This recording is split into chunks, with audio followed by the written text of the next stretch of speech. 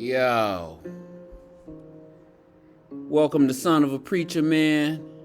As always, I am your host, Soap Man. So, in this episode, we're going to go through my first 13 videos. Well, actually, we're going to go through the first 11 videos. And the reason for this is because, I'm always complaining about how I don't have enough time, and my audience members always complaining about how I'm taking too long, how I talk too much. So I wanted to do a special video to commemorate this here situation. And I dubbed it What I Wish I Had Said, but I didn't have time. Because you see, it's like I said in my earlier videos, the Bible is a very complicated subject. I could spend a gazillion videos on one topic. So each thing that we go over, I don't always have time to say everything that I want to say. So that's what this video is all about, is what I wish I would have said, what I would have said, but I ain't had time. People always stressing me and pressing me, you know what I'm saying? Hey, my mom saying like, hey, you got an hour, okay? You got 1 hour, You can't be going 15 minutes, I hear you don't know what I go through, okay? When the camera's off, okay? One other thing. This is my theme for this season, okay? This is if I don't drive any other point home, this is the point that I'm trying to drive home. It's not about what the Bible says. It's about what the Bible means. Now that's a quote from yours truly, the Soap Man himself, okay? And we gonna keep hammering this theme home each episode. It's not about what the Bible says. It's more about what it means. You know what I mean? You can read the Bible as many times as you want to, but if you don't understand what you're reading, go figure. So just keep that in mind. Now, we're gonna start with the second video because my last episode was all about, starting off the way we did last season with the introductory video. So we're gonna pick it up with Moses and the Big Bang Theory. That was my second video. And Moses and the Big Bang Theory, well, it was all about space. One of my favorite topics, okay? I love space. And, we talked about the creation of the universe and stars and creation of the earth and, whether it happened in a weekday or whether it took millions and billions upon billions of years. We went through all that. It was all about space. But what we didn't talk about was space. I didn't really get to dig into the vastness of space, okay? Space is huge. Huge isn't even a big enough word. It's probably the reason I didn't talk about how big space is because it would take up so much time with me stumbling and fumbling over my words trying to describe it, because there are no words that can really describe it other than infinite. But it's not infinite. It has boundaries. It has boundaries that are forever expanding, but it does have boundaries. But it's so big, the closest thing we can get to describing it is it's infinite. One moment, folks. Y'all ain't ready for this beat that was just coming up. So sorry about that. Anyway, like I was saying, space is huge. And when we think of God, I brought this up in my last video, I asked people, who is God? You bring up God and, they always point to the air and, people identify God with space or the heavens. But the reason I got this slide up is because I want to emphasize or highlight how people equate God to man. You know, they point to space or they point to the heavens, but they think it's a guy up there, like it's an invisible dude up there. And you know it's true. Like when I ask people who is God to you, and they say, oh, well, you know, God is just God. Well, you know who God is. And I'm like, well, no, who is he? And, you know, religious people, they'll step it up at least, and they'll say, well, he's a spirit. But what they really mean is the spirit of a man. That's what they really mean. They won't say that, but that's what they mean. And the point that I'm trying to drive home is when people think of God, they think of him as a man. Remember that song? He's got the whole world in his hand. He's got the whole wide world in his hand. You remember that song? If you haven't, or you never heard that, then I just made a complete idiot out of myself. But it was a song like that they used to sing in church. I remember this picture of a giant spiritual man looking through the window of a building. It was a picture that was up in the old church open door that I used to go to. Look, I cannot prove that that's how people look at God, but in my heart and mind, I feel that that is how they view God. They view him as a man, and I don't blame them for that. You know, we as human beings, we have a way of understanding things. And one of the ways we understand God is to identify him with ourselves. We read the Bible and it says that we were made in his image. So we think that means that we look like him or that he looks like us. But the truth is, when you think of God, you shouldn't think of man. You should think of this. Because understand, God made the universe 13.5 billion years before he made man. So why would he look like us? It was this for 13.5 billion years before man came along. And one of God's first creations were angels. So why would they look like us? Why would invisible men flying around through the heavens or through space, why would they look like us for 13.5 billion years before we even come into existence? It was this and the vastness thereof. It's ginormous. And it has to be because a lot of big things go down in space. And I know it sounds weird. You saying, oh, what are you saying? So, man, that God is space? No, what I am saying is it all started with space. And it was only space for a very long time. So why equate God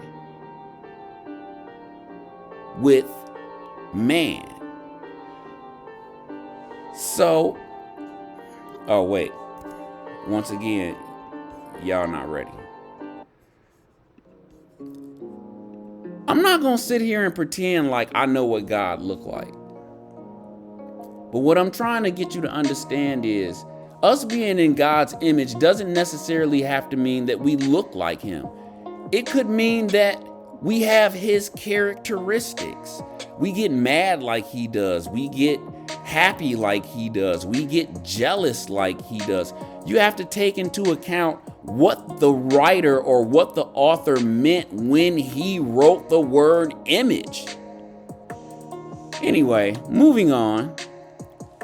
Remember this. It's not about what the Bible says. It's about what the Bible means. Anyway, that was my first time out on YouTube. That was my first launch. And other than the fact that I could have projected my voice much better, I thought I did a hell of a job on that video. Anyways, another thing that I didn't talk about in Moses and the Big Bang Theory was the perfection of our universe. Not only our universe, but specifically our solar system. It's perfect. And the model of it is pretty accurate. Look at it for a second and just soak it in. There's a balance to it all. And there's a lot that can be learned from our small corner of the universe. Here's an example. Look at this slide. Notice it's orderly. That gives the indication that whoever created it was also orderly.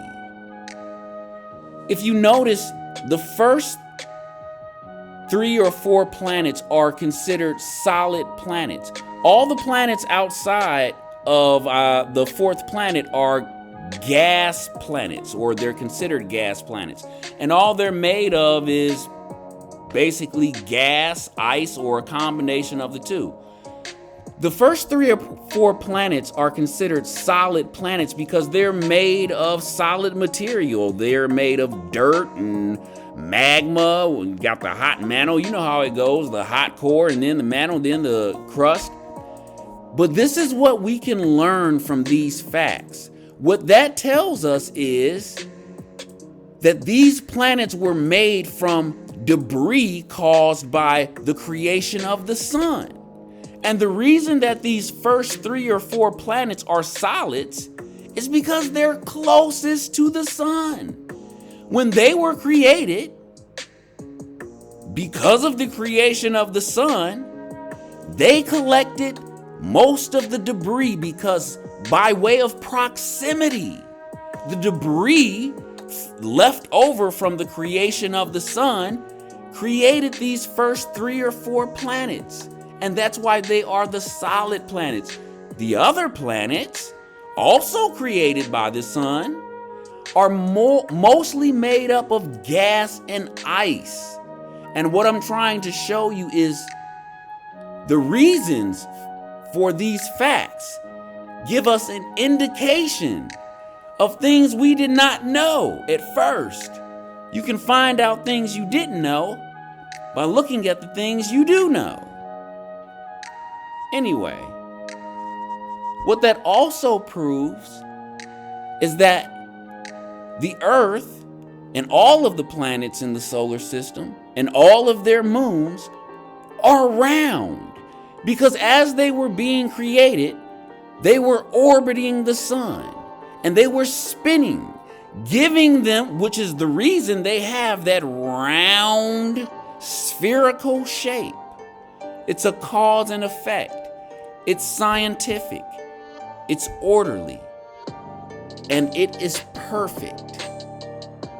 Finally, we have the planet Earth, the jewel of them all. One last time, folks. Let's just switch the music up all together. How about that? This is getting a bit ridiculous. And I won't have it. Okay. Just got there. We'll get something from the old from season 1. We'll just get those out the way. Okay, this is getting embarrassing.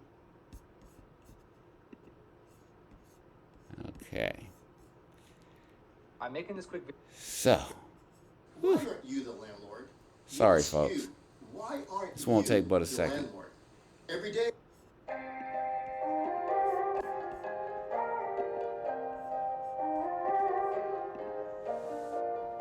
Now, back to Earth. Earth is the jewel of the universe.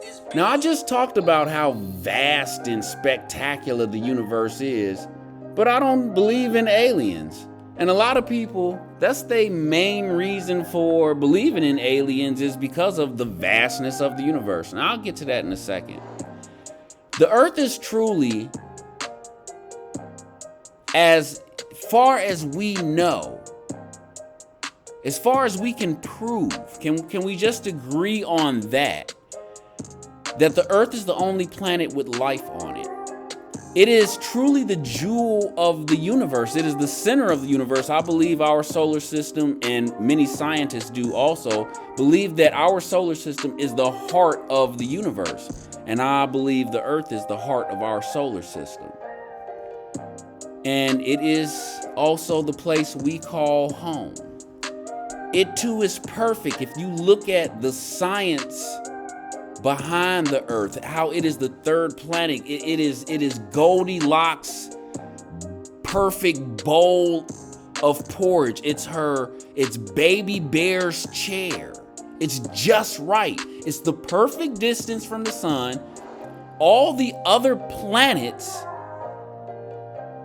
around the earth are what cause it to be perfect.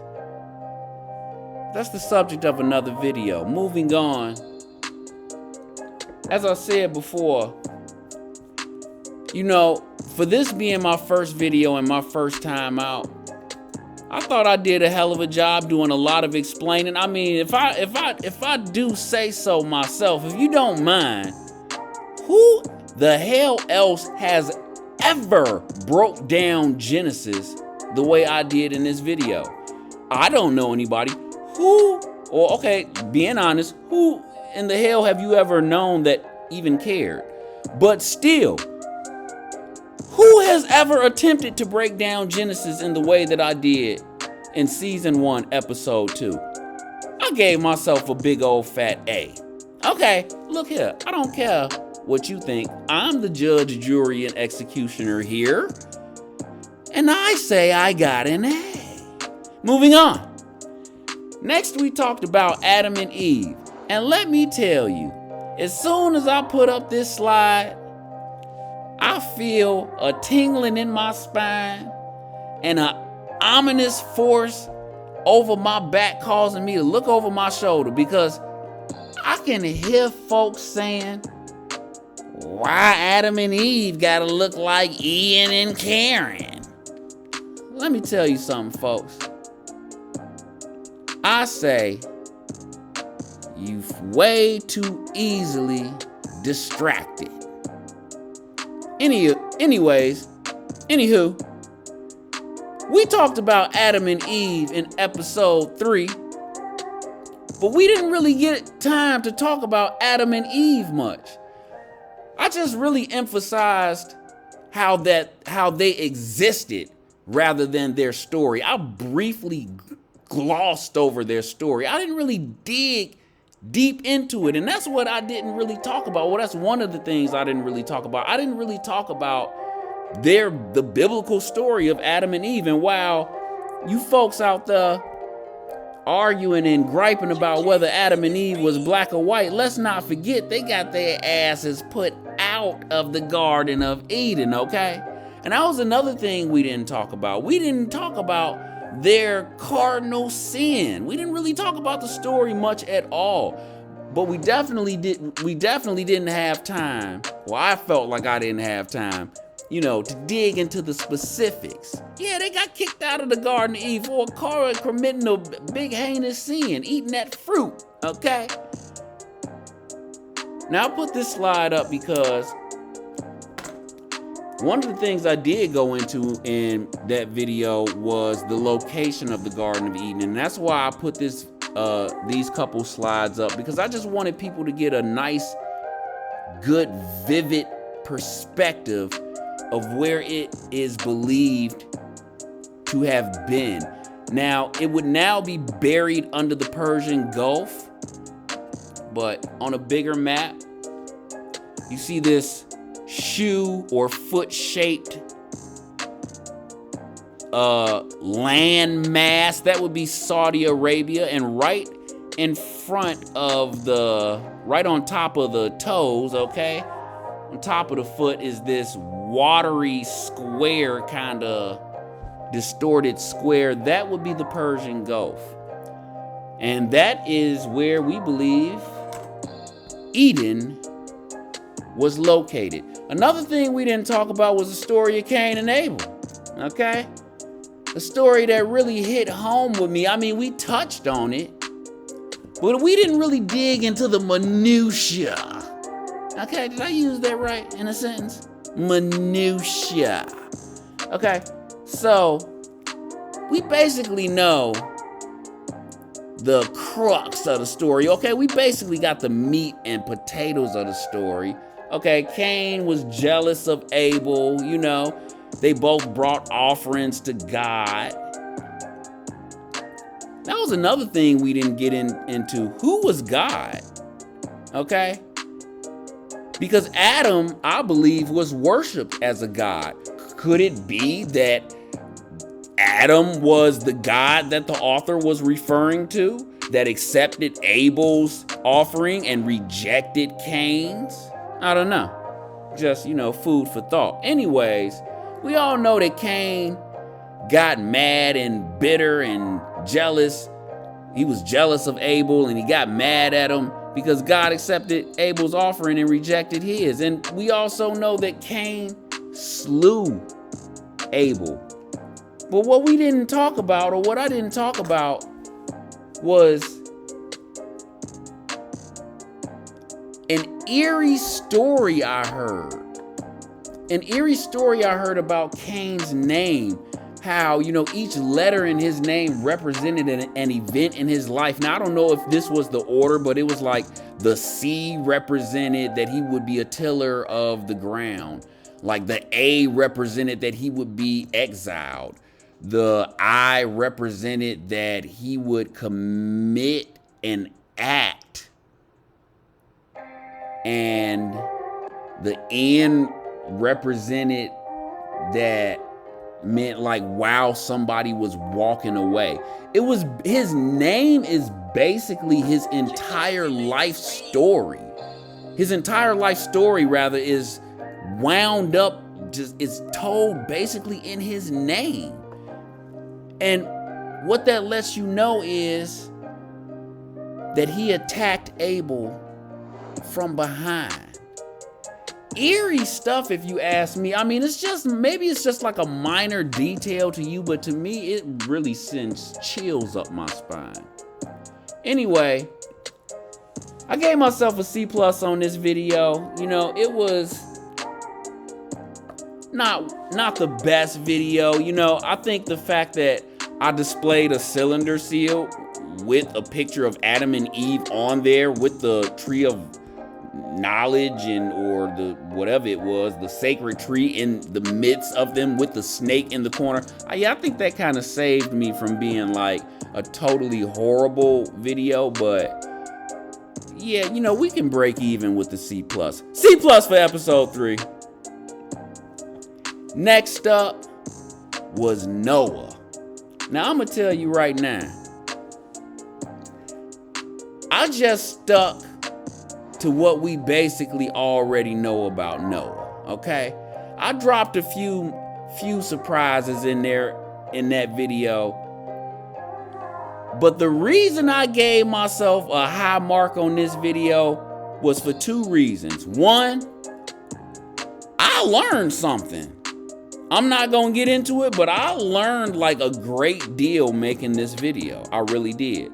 And 2, I know for a fact that one of my viewers did too, because she texted me, "What's up, Kiana?" She texted me, and the conversation we had really let me know that the points and the message that I was trying to get across, like, she got it, she absorbed it, and man, that just made my day. So what I didn't talk about in this video was what I learned, because I literally learned it as I was making the video. Like, after I had made the video and was like going back over the video, I was like, I had like an astonishing discovery that had eluded me like forever. Anyways, B+, high marks for the Noah video, okay? Next was another one of my favorite subjects, giants. Now, I love this subject so much, I made 3 separate videos. I mean, come on, man. Look at this slide. Come on. Who has not had a story or wondered or been fascinated by or been afraid of giants? In my first video, I just went over, basic modern day giants and what basically everybody thought of giants. And then, we tried to trace them back through history, starting with modern day giants and then, working our way backwards. And what we found is the further back we went, the less evidence we had. For instance, now is modern day, we have images, digital images. Start going back, we have photos, Polaroids, black and whites. But then, as we went back, through the centuries, we ended up with just like written accounts, and then before that, oral accounts. And before that, we have paintings, but those aren't exactly definitive, are they? So in my second video, we started getting back so far into history, tracing these giants. We got back into the biblical days. And then, what the Bible has to say about giants got really weird. We started talking about the book of Enoch. And we learned about the sons of God and how they slept with human women and spawned these giants. Now, who were these sons of God? Now, that's a big controversy even to this day. To let a lot of people tell it, well, look at your screen. There you have it, a son of God, badass, sword in hand, wings sprouting, linen flowing. Yeah, it look cool, but that's about it. And I destroyed that notion, I think, in my third installment of Giants, Men of Renown.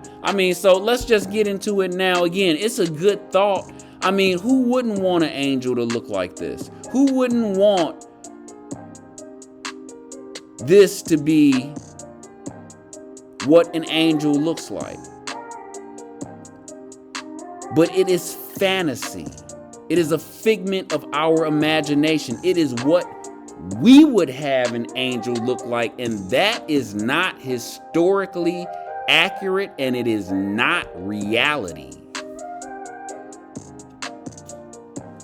I will give you that it looked cute. It looked damn cute. It looked damn cool.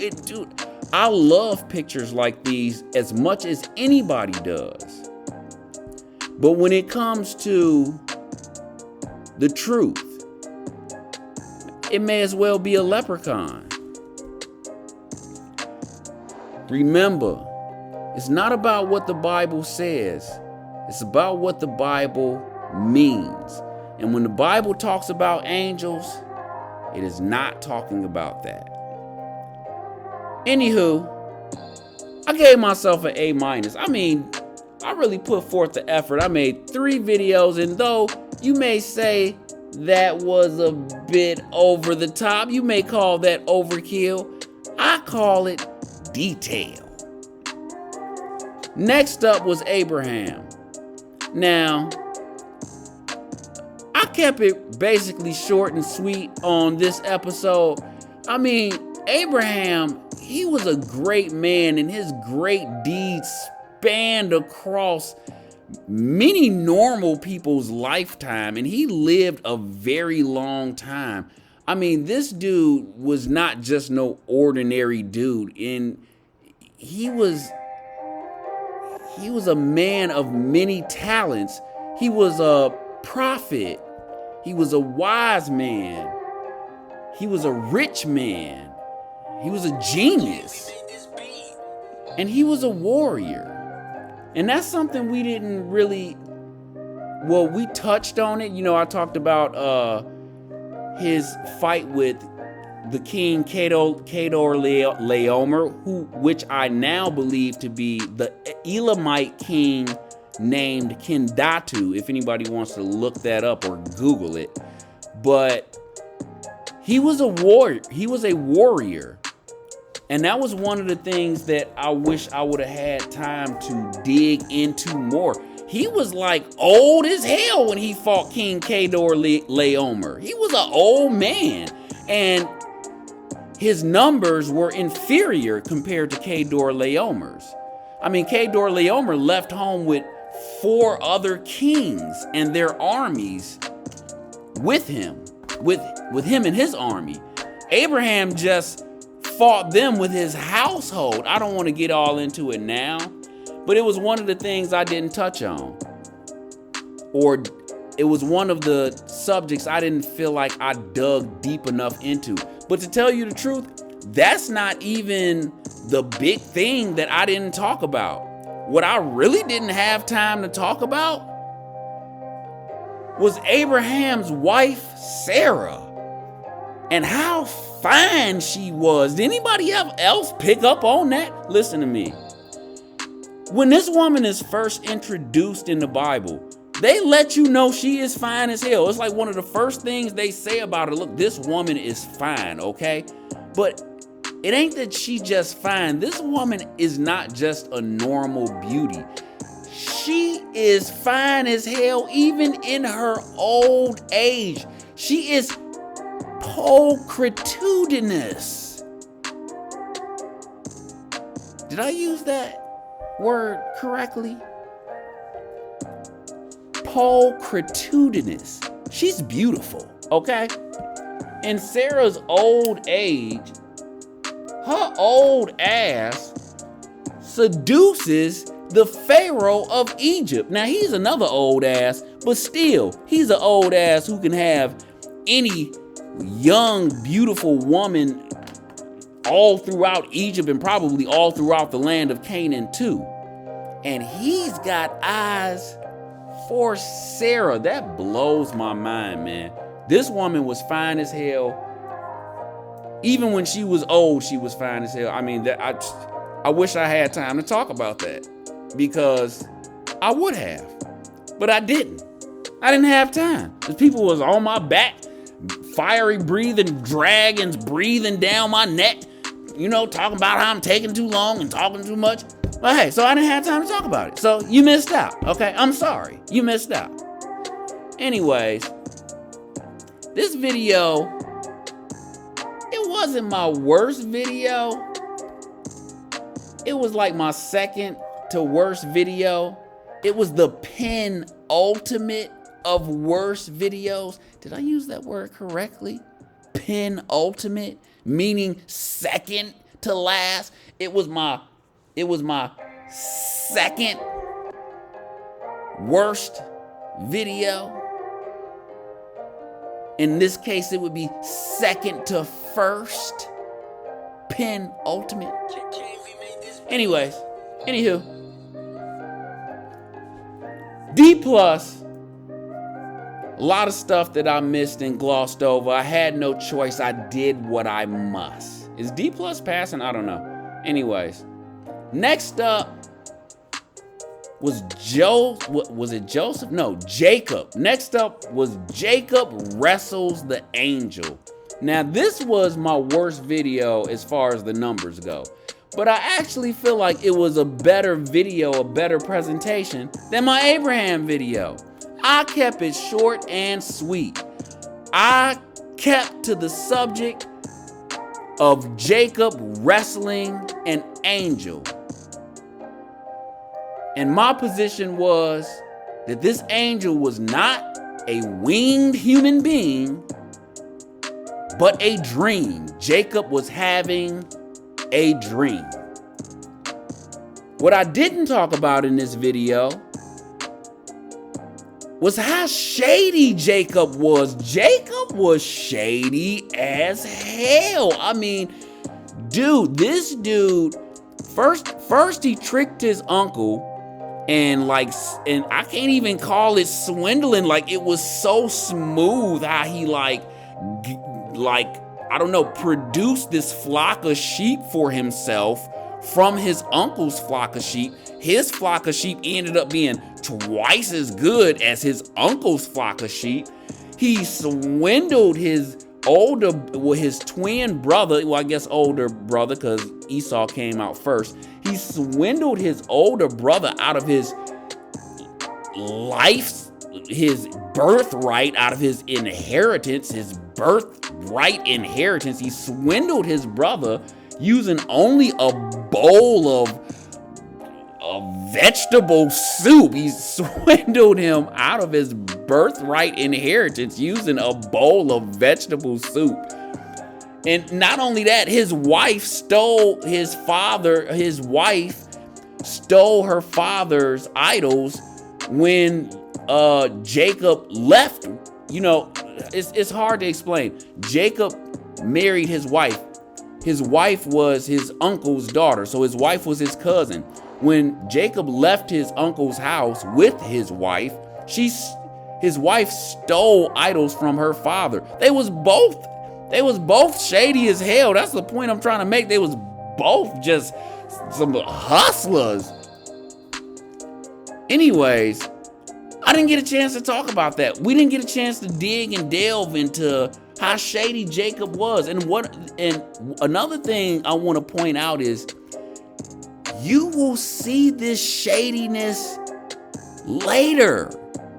You will pick up on this shadiness. This is almost a cleverness that Jacob has, and he's going to pass it down. You can see it in David. You can see it in Solomon. You can even see it prior to Jacob in Noah and Enoch.